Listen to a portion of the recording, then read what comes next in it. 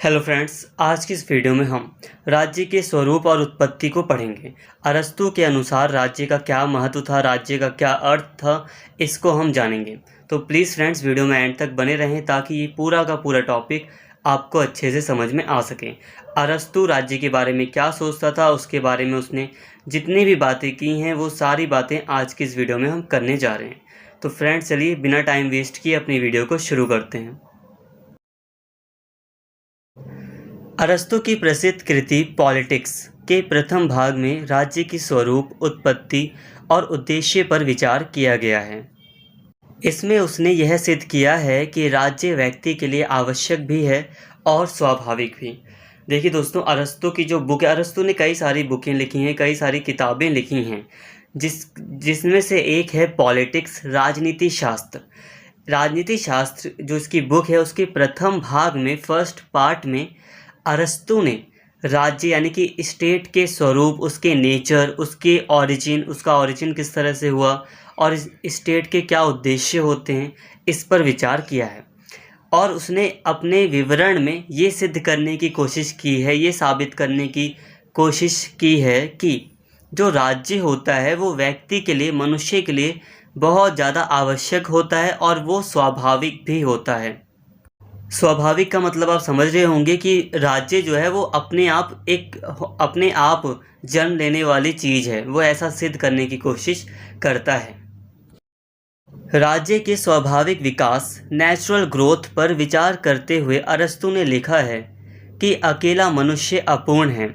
मनुष्य जीवन के निरंतर प्रवाह को कायम रखने के लिए पुरुष और स्त्री का संयोग होता है और उनकी सेवा के लिए दास रखे जाते हैं। पुरुष, स्त्री और दास के संयोग से घर परिवार यानी कि हाउस होल्ड बनता है, जिसमें ये तीनों स्थायी सहचर के रूप में रहते हैं।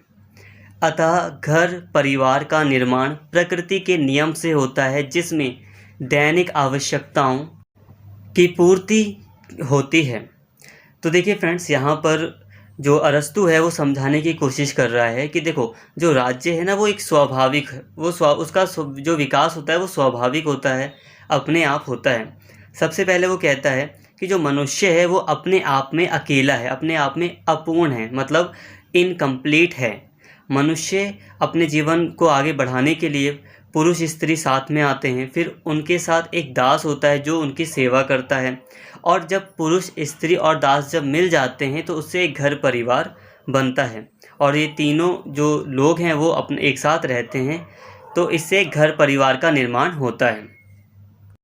तो अरस्तू यहाँ पर यही कह रहा है कि जो घर परिवार का निर्माण होता है वो प्रकृति के नियम के अनुसार ही होता है, मतलब नेचर के द्वारा ही ऐसा सिस्टम बना दिया जाता है कि अपने आप ही एक परिवार का निर्माण हो जाता है, और जो परिवार की आवश्यकताएं होती हैं वो अपने आप धीरे धीरे पूरी होने लगती हैं। जब घर परिवार फैलता है, अर्थात पुत्रों और पौत्रों के माध्यम से घर की शाखाएं स्थापित की जाती हैं, ताकि वहां दैनिक आवश्यकताओं की पूर्ति के साथ साथ विस्तृत संतुष्टि प्राप्त की जा सके, तब ग्राम अस्तित्व में आता है। क्योंकि प्रत्येक घर में सबसे बड़े आदमी का शासन चलता है, इसलिए ग्राम में भी घरों के समूह का सबसे बड़ा आदमी शासक होता है। यही कारण है कि आरंभिक अवस्था में शासन का जो रूप था वो राजतंत्रीय होता था। देखिए, अभी तक हमने बस इतना समझा कि अरस्तू कह रहा है कि जो राज्य का विकास होता है वो स्वाभाविक होता है, अपने आप होता है। कैसे होता है?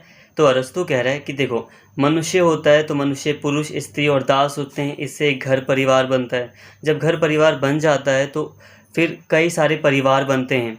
जब कई सारे घर परिवार बन जाते हैं तो उससे गांव अस्तित्व में आता है, और जब गांव अस्तित्व में आता है तो उस गांव का एक जो शासक होता है, मतलब जो सभी परिवारों में सबसे बड़ा आदमी होता है, वो शासक के रूप में वहाँ पर काम करता है, मतलब पूरे गांव को संभालता है। इसके अलावा अंत में, अर्थात अनेक ग्रामों के संयोग से, जब कई सारे गांव आ जाते हैं और जब कई सारे गांव मिल जाते हैं तो नगर या राज्य का निर्माण होता है। प्राचीन यूनान में नगर और राज्य समवर्ती थे। मतलब दोस्तों कि जो यहाँ पर नगर शब्द आ रहा है या राज्य शब्द आ रहा है, अगर हम यूनान के कॉन्टेक्स्ट में बात करें, जब अरस्तू था तो नगर और स्टेट दोनों का मतलब उस समय एक ही माना जाता था। आजकल हम नगर का मतलब मानते हैं सिटी को, जैसे कि दिल्ली, मुंबई, बट उस समय नगर को भी वो लोग स्टेट ही मानते थे। तो आप यूँ कह सकते हैं कि अरस्तू के अनुसार कई सारे गाँवों के मिलने से राज्य का निर्माण होता है। इस तरह सामाजिक संगठन की प्रक्रिया पूरी हो जाती है, क्योंकि राज्य की स्थिति में पहुंचने पर मानव समुदाय आत्मनिर्भर हो जाता है। अब अरस्तू कह रहा है कि सामाजिक संगठन की जो प्रक्रिया थी, जो उस समय शुरू हुई थी जब पुरुष स्त्री दास जब मिल रहे थे, जो उस समय शुरू हुई थी सामाजिक संगठन की प्रक्रिया, वो राज्य के निर्माण होने के बाद खत्म हो जाती है। ऐसा इसलिए है क्योंकि अरस्तू कह रहा है कि राज्य के निर्माण हो जाने पर मानव समुदाय इस स्थिति में आ जाता है कि वो अब आत्मनिर्भर हो जाता है। उसका जो सामाजिक संगठन की प्रक्रिया थी वो कंप्लीट हो जाती है। दूसरे शब्दों में यह प्रक्रिया जीवन की सामान्य आवश्यकताएं पूरी करने के उद्देश्य से शुरू होती हैं और राज्य का निर्माण हो जाने पर सद्जीवन का आधार तैयार हो जाता है। जिस तरह सामाजिक जीवन के आरंभिक रूप स्वाभाविक थे, उसी तरह राज्य भी सर्वथा स्वाभाविक साचार्य है। राज्य के अंतर्गत जो व्यक्ति अपने बुद्धि बल से यह जान लेता है कि समाज की सुरक्षा एवं उन्नति के लिए कौन कौन से कार्य आवश्यक हैं, वह स्वभावतः शासक होता है। और जो व्यक्ति अपनी शारीरिक क्षमताओं के बल पर इन कार्यों को संपन्न कर सकता है, वह स्वभाव से शासित होता है। देखिए दोस्तों, यहाँ पर अरस्तू कह रहा है कि जिस तरह से घर परिवार अपने आप बना था, मतलब किसी ने कुछ प्लान नहीं बनाया, वो एक स्वाभाविक प्रक्रिया थी, अपने आप वो बन गई। घर परिवार अपने आप एक वॉलंटरीली वो बन गया था। उसी तरह राज्य भी स्वाभाविक है और वो अपने आप ही बन जाता है, ये अरस्तू कह रहा है। इसके साथ ही अरस्तू कह रहा है कि जो व्यक्ति बहुत ज़्यादा बुद्धिमान होता है, जिसको पता रहता है कि अगर मुझे अपने समाज की सुरक्षा करनी है, अपने समाज को आगे ले जाना है और ये कार्य हमारे समाज में लोगों के द्वारा किए जाने चाहिए या ये कार्य होने चाहिए, जो व्यक्ति ये सारी चीज़ें जानता है, वो स्वभावतः शासक बन जाता है। वो अपने आप एक शासक बन जाता है। और जो व्यक्ति वो सारे कार्य कर सकता है, जो शासक बता रहा है, अगर जो व्यक्ति वो सारे कार्य कर सकता है, तो वो जनता होती है, वो शासित होती है।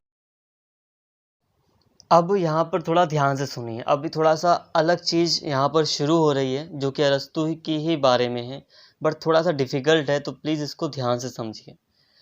अरस्तू के विचार से किसी वस्तु की प्रकृति उसकी अंतिम अवस्था से निर्धारित होती है, आरंभिक अवस्था से नहीं, क्योंकि वह वस्तु स्वभाव से अपने अंतिम लक्ष्य की ओर अग्रसर होती है। देखिए दोस्तों, अरस्तू यहाँ पर कह रहा है कि कोई भी चीज़ होती है तो उसका जो अंतिम अवस्था होती है, जैसे कि मान लो बिस्किट बनाने का पूरा प्रोसेस किया जा रहा है, तो जो उसकी अंतिम अवस्था क्या है इस प्रोसेस की, बिस्किट बनाने की, कि बिस्किट बनकर तैयार होकर पैक हो जाते हैं, ये इसकी अंतिम अवस्था है। तो अरस्तू कह रहा है कि किसी भी वस्तु की अगर हमें प्रकृति को समझना है, नेचर को समझना है या उसको समझना है, तो हमें उसकी अंतिम अवस्था को देखना चाहिए, आरंभिक अवस्था को नहीं। अभी आगे मैं आपको समझाऊंगा। इस दृष्टि से राज्य एक प्राकृतिक संस्था है। राज्य के अंतर्गत रहना मनुष्य की प्रकृति का एक अंग है। राज्य में रहना मनुष्य के लिए इतना स्वाभाविक है कि अरस्तू के शब्दों में राज्य का अस्तित्व मनुष्य से पहले है। The state is prior to man. अब अरस्तू कह रहा है कि राज्य इतना स्वाभाविक है, इतनी ऐसी वॉलंटरी चीज़ है स्टेट, जो अपने आप बन जाती है, और मनुष्य राज्य में रहना मनुष्य का इतना स्वाभाविक है कि अरस्तू ने कह दिया कि देखो, राज्य पहले आया था, मनुष्य बाद में आया है। मतलब एक तरह से राज्य, वो कह रहा है कि देखो, राज्य का जो अस्तित्व है वो मनुष्य से पहले है। अब इसे समझते हैं।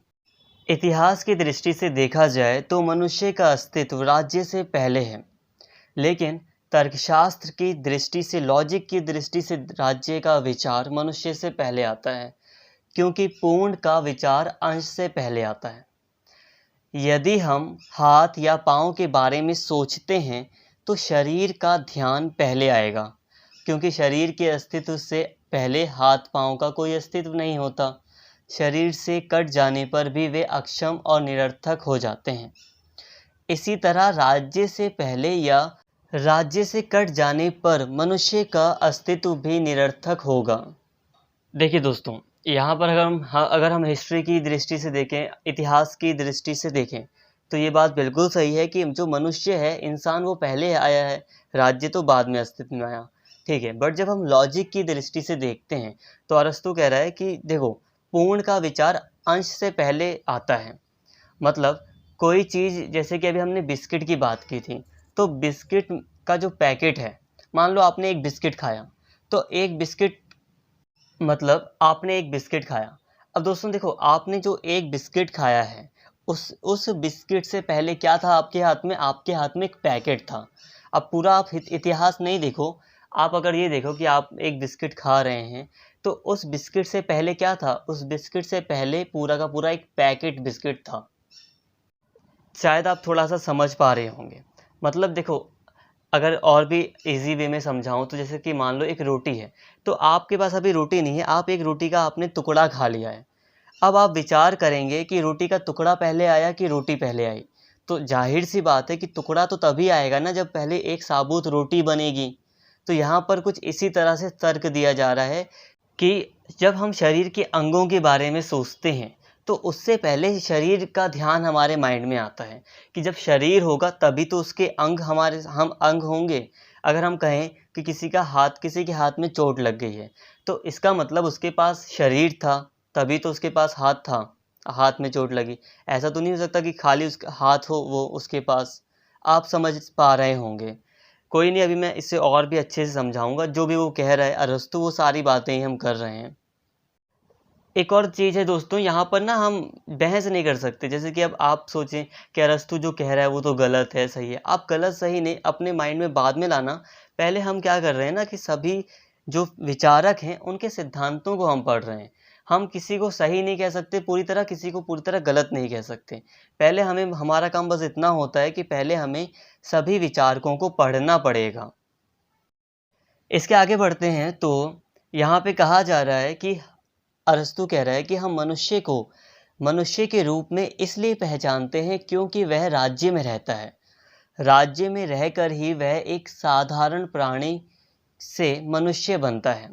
अन्य प्राणी, पशु पक्षी, कीट पतंग इत्यादि पैदा होते हैं, बड़े होते हैं और मर जाते हैं। उनके जीवन का कोई लक्ष्य नहीं होता, परंतु मनुष्य के लिए सद्जीवन की इच्छा स्वाभाविक है। सद्जीवन की प्राप्ति का एकमात्र उपाय राज्य है।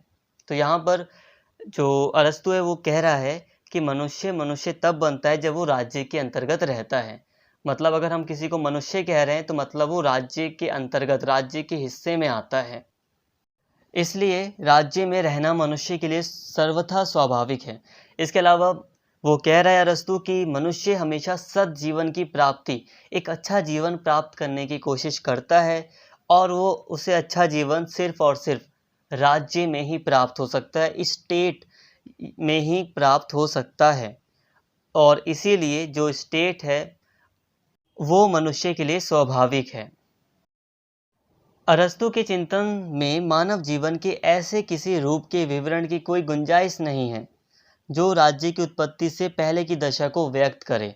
उदाहरण के लिए आचार्य मनु ने जिस स्थिति को अराजकता कहा है, कौटिल्य ने जिसे मात्स्य न्याय की संज्ञा दी है, और टॉमस हॉब्स, जॉन लॉक और जॉन जाक रूसो ने जिसे प्राकृतिक दशा के रूप में व्यक्त किया है, वह स्थिति अरस्तु की कल्पना से परे की वस्तु है। अब देखिए दोस्तों, आचार्य मनु जो कि भारत के हैं, उन्होंने राज्य के जन्म से पहले बात की थी। जो भी व्यवस्था थी राज्य के जन्म से पहले, वो अराजकता थी। अराजकता में सभी मनुष्य एक दूसरे को लूटते थे। ताकतवर कमज़ोर के ऊपर मतलब दबाव डालता था, उसे लूटता था।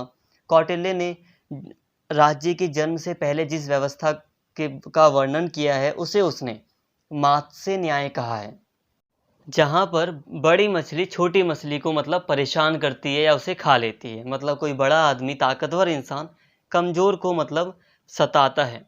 इसके अलावा कुछ जो पश्चिमी दार्शनिक रहे हैं जैसे टॉमस हॉब्स, जॉन लॉक और रूसो, इन्होंने कहा है कि राज्य की स्थिति से पहले एक प्राकृतिक दशा होती थी, लोग प्राकृतिक दशा में रहते थे। आप मेरी बात समझ पा रहे होंगे। अब देखिए, यहाँ पर जो अभी हम दार्शनिकों के नाम लिखे हुए हैं, ये दार्शनिक जो थे वो कहते थे कि राज्य के जन्म से पहले भी कोई स्थिति थी, कोई दशा थी। किसी ने उसे अराजकता कहा तो किसी ने उसे प्राकृतिक दशा कहा। जब राज्य का जन्म नहीं हुआ था, राज्य नहीं बना था। लेकिन अरस्तू ने अपने विवरण में अराजकता और प्राकृतिक दशा का कुछ भी वर्णन नहीं किया है। उसने कहा है कि राज्य का जो अस्तित्व रहा है वो स्वाभाविक रहा है और राज्य ही सब कुछ है, और राज्य का जो निर्माण था वो अपने आप ही हो गया है, और ऐसी कोई भी प्राकृतिक दशा या अराजकता नहीं थी। अरस्तू ये कह रहा है। अब देखिए दोस्तों, अरस्तू ने राज्य का वर्णन काफ़ी विस्तार से किया है, इसलिए हम पूरे टॉपिक को ही पढ़ेंगे। तो अब हम आगे बढ़ रहे हैं, इसी टॉपिक को और भी आगे बढ़ा रहे हैं। मनुष्य के लिए राज्य में रहना इतना स्वाभाविक है कि अरस्तू के शब्दों में मनुष्य स्वभावतः राजनीतिक प्राणी है। अब इसी टॉपिक में ये एक टॉपिक बन गया है, मनुष्य स्वभावतः राजनीतिक प्राणी है। कई बार इससे क्वेश्चन आता है, man is by nature a political animal. इससे कई बार कई तरह के क्वेश्चन बनते हैं। तो मनुष्य के लिए राज्य में रहना इतना स्वाभाविक है कि अरस्तू के शब्दों में मनुष्य स्वभावतः राजनीतिक प्राणी है। यदि कोई मनुष्य राज्य में नहीं रहता या जिसे राज्य की ज़रूरत नहीं है, वह या तो निरा पशु है, यानी कि पशु होगा, या अति मानव होगा, सुपरमैन होगा। जो सही अर्थ में मनुष्य है वह राज्य से बाहर नहीं रह सकता। तो देखिए दोस्तों, अरस्तू कह रहा है कि जो मनुष्य है वो स्वभावतः बाय नेचर के द्वारा ही वो एक राजनीतिक प्राणी है, उसके अंदर राजनीति के गुण होते हैं। अगर कोई भी मनुष्य है जो राजनीति में मतलब राज्य में नहीं रहता है, तो आप उसे मनुष्य नहीं कह सकते। वो या तो पशु के समान होगा, एनिमल के समान होगा, या तो वो काफ़ी शक्तिशाली होगा, वो कॉमन ह्यूमन नहीं होगा। अब कई बार कई एग्ज़ाम में क्वेश्चन आ जाता है कि मनुष्य स्वभावतः राजनीतिक प्राणी है, इसे एक्सप्लेन कीजिए। तो आपको सारी बातें लिखनी पड़ेंगी। पहले जो अभी राज्य की बातें की है वो, और अब जो कर रहे हैं और करने जा रहे हैं, ये सारी बातें आप उस क्वेश्चन में लिखेंगे। अरस्तू के इस कथन का तात्पर्य यह भी है कि मनुष्य सद्जीवन की प्राप्ति के लिए राज्य के अंतर्गत मिलजुल कर रहते हैं। उनका श्रम विभाजन उन्हें परस्पर आश्रित इंटरडिपेंडेंट बना देता है, और वे परस्पर सहयोग के बल पर समाज को चलाते हैं। यदि उनमें कोई मतभेद या संघर्ष पैदा होता है तो वह एक असामान्य स्थिति का संकेत देता है। इसकी रोकथाम या निवारण करना राज्य का काम है। तो देखिए दोस्तों, मनुष्य स्वभावतः राजनीतिक प्राणी है, इसके दो मतलब अरस्तू बता रहा है। एक मतलब तो ये कि मनुष्य जो है वो मनुष्य तभी होता है जब वो राज्य में रहता है, अगर वो राज्य में नहीं रहता तो वो मनुष्य भी नहीं है।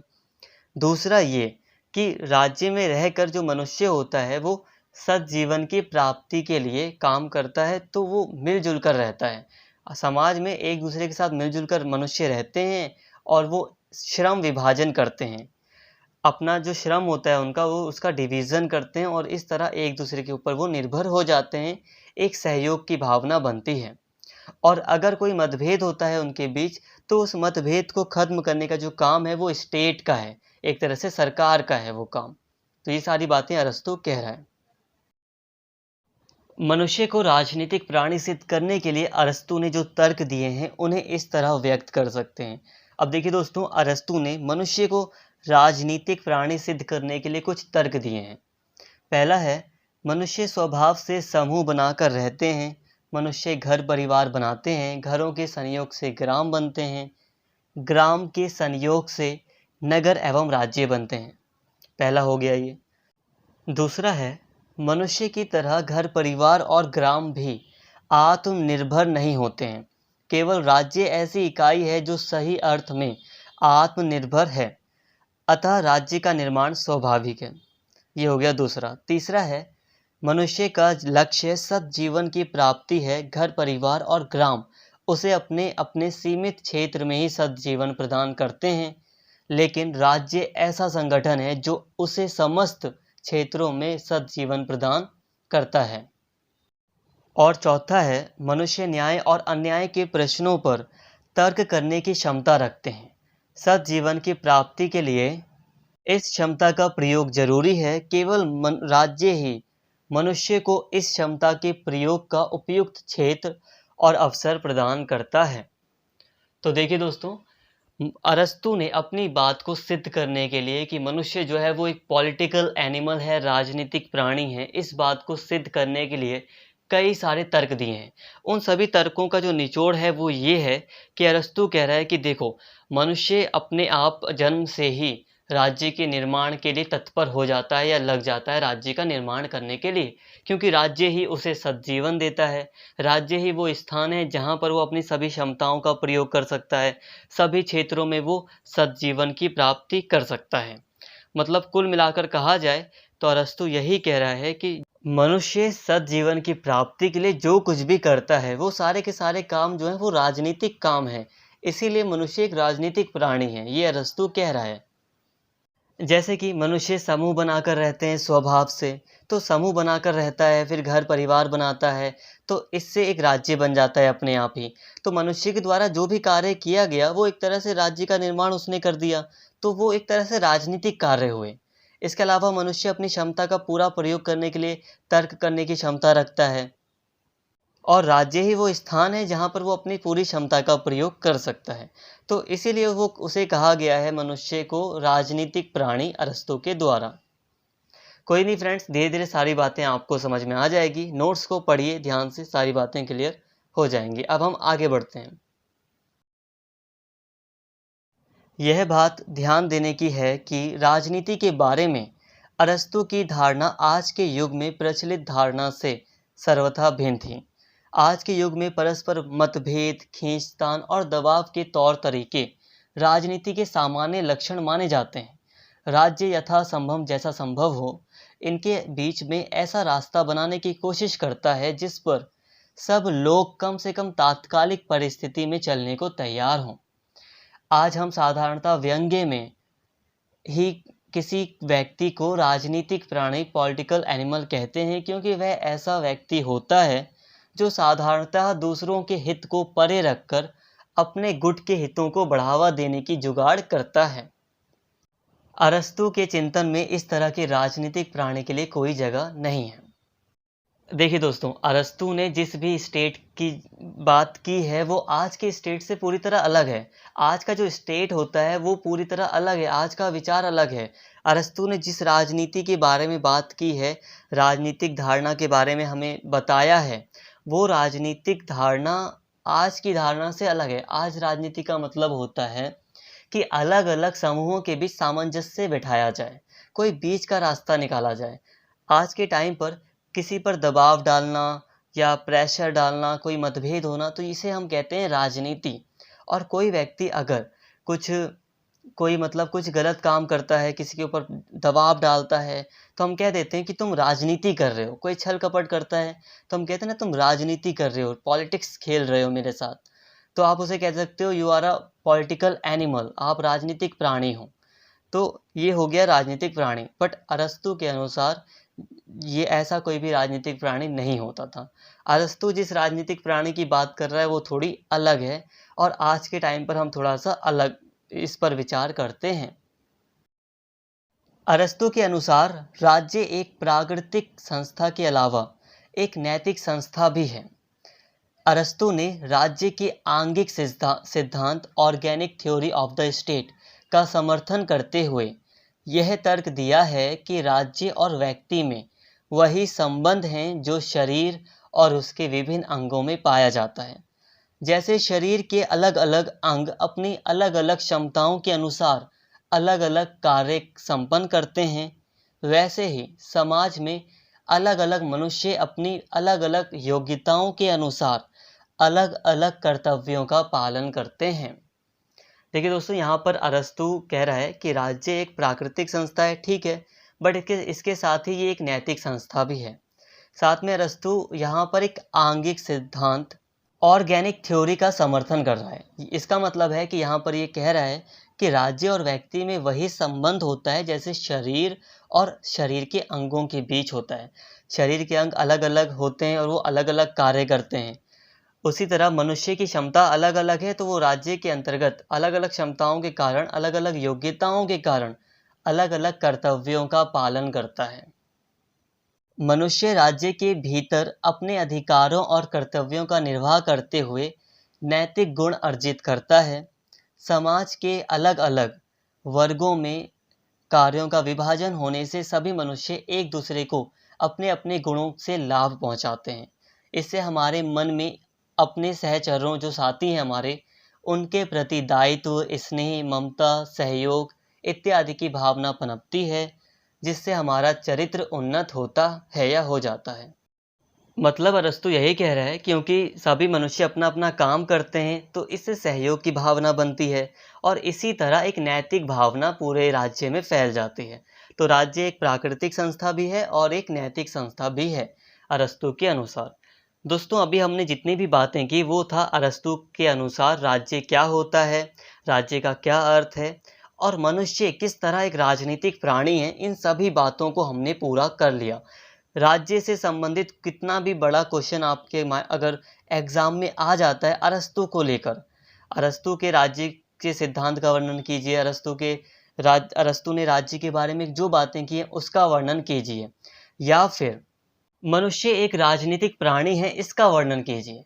तो फ्रेंड्स, इन सभी चीज़ों में आप इस पूरे टॉपिक का जो आज अभी हमने इस यहाँ पर जो अभी हमने टॉपिक पढ़ा है, इस पूरे टॉपिक को आप अपने आंसर में लिखेंगे। आई होप आप मेरी बात को समझ गए होंगे। तो फ्रेंड्स, अगर आपको आज की वीडियो अच्छी लगी हो, समझ में आई हो, तो प्लीज़ चैनल को सब्सक्राइब कर लें, वीडियो को लाइक करें और शेयर करना ना भूलें और कमेंट करके अपने फीडबैक ज़रूर देते रहें। Thank you.